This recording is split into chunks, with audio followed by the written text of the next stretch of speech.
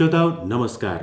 कार्यक्रम स्वस्थ तन स्वस्थ जीवन के साथ मैं मनोज सक्सेना आपके साथ पुनः हाजिर हूं और मेरे साथ हैं डॉक्टर सचिन चित्तावार जो कि गांधी मेडिकल कॉलेज में असिस्टेंट प्रोफेसर हैं और डायबिटीज, हार्मोन्स और थायराइड रोग के विशेषज्ञ भी हैं। कार्यक्रम में सर आपका बहुत बहुत स्वागत है। सर, विगत दिनों हमारे कार्यक्रम सुनने के बाद बहुत सारे श्रोताओं ने हमें फोन किए हैं, व्हाट्सएप किए हैं और उनकी सबसे बड़ी चिंता यह थी कि उनके घर में परिवार में जो बच्चे हैं छोटे छोटे, उन्हें भी डायबिटीज की शिकायत देखी जा रही है। ऐसे माता पिता जिनके परिवार में या जिनके आसपास के बच्चे जो हैं वो डायबिटीज से ग्रसित हैं, उन्हें क्या करने की जरूरत है? देखिए, जब भी बच्चों को डायबिटीज हो जाती है तो प्रायः यह डायबिटीज टाइप 1 डायबिटीज होती है, जिसका इलाज केवल एकमात्र इलाज होता है, वो है इंसुलिन नामक इंजेक्शन।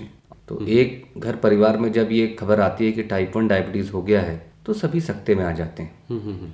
पर मैं हमेशा ये कहता हूँ कि ये बहुत बड़ी बीमारी नहीं है। इसे एक सही तरह के विशेषज्ञ को आप दिखाएं, एंडोक्राइनोलॉजिस्ट को दिखाएं जो हार्मोन रोग विशेषज्ञ होते हैं, तो आपको बहुत अच्छे से इलाज हो सकता है। हमीदिया में भी हम लोग पहले और तीसरे बुधवार को बच्चों के विभाग में एक ओपीडी लगाते हैं जिसको हम टाइप 1 डायबिटीज ओपीडी कहते हैं, जहां पर हम आपसे विस्तार से चर्चा करते हैं, आपको बहुत सारी विसंगतियों के बारे में बताते हैं और कैसा इलाज करना है उसके बारे में बताते हैं। सर, ये एक सवाल आ जाता है, माता पिता जब अपने बच्चों के बारे में ऐसा सुनते हैं या देखते हैं तो घबराहट होना स्वाभाविक है, पर बच्चे में कैसे पता चले कि इसको डायबिटीज के लक्षण हैं? देखिए, डायबिटीज के लक्षण प्रायः ऐसा होता है कि ज़्यादा भूख लगना, ज़्यादा पेशाब लगना, वजन अचानक कम होना। ये कई बार क्या होता है कि बच्चों को उल्टी दस्त होने लगते हैं, वो खाना खाना छोड़ देते हैं और उनकी सांस तेज होने लगती है। तो दुर्भाग्यवश ये है कि बहुत जागरूकता नहीं है, तो ऐसे मरीज 3 में से 2 मरीज जब आईसीयू में भर्ती होते हैं तभी पता चलता है कि इनकी शुगर बढ़ी हुई है और इन्हें कीटो एसिडोसिस नामक जानलेवा स्थिति बन गई है।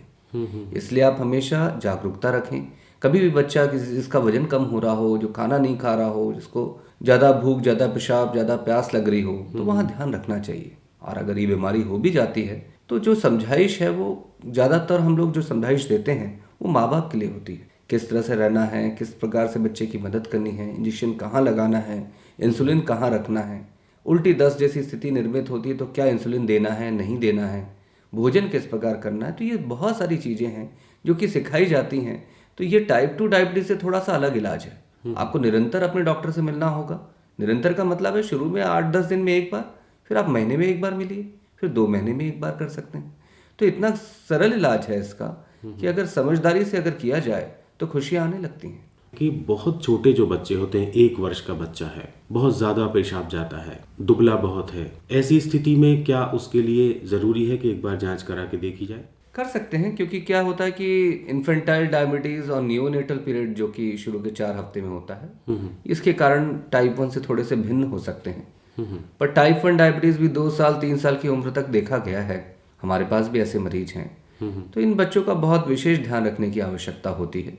कैसे भोजन लेना है, भोजन में कार्बोहाइड्रेट की मात्रा कैसे काउंट करनी है, कार्बोहाइड्रेट काउंटिंग नाम की एक नई विधि आ गई है।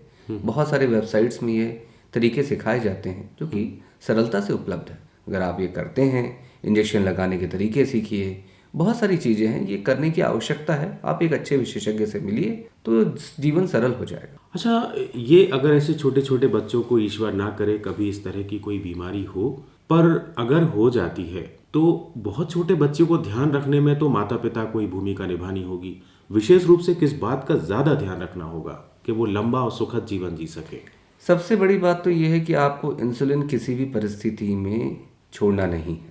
हर बार आपको इंसुलिन लगाना पड़ेगा, जितनी बार बताया गया उतनी बार ही लगाना पड़ेगा। उसके अलावा खान पान का ध्यान रखना होगा, थोड़ी बहुत कसरत का ध्यान रखना होगा और आपको अपनी जागरूकता बना के रखनी होगी और उत्साह बना के रखना होगा, तो खुशियाँ अपने आप आएंगी। तो श्रोताओं, यह जानकारियाँ आपको कैसी लग रही हैं? आपकी भी इस विषय से जुड़ी कोई समस्या है, समाधान चाहते हैं तो हमें फ़ोन भी कर सकते हैं और व्हाट्सएप भी कर सकते हैं। हमारा नंबर है 8878112343। तो इसी के साथ अब आज का कार्यक्रम यहीं संपन्न करने की हमें अनुमति दीजिए। नमस्कार।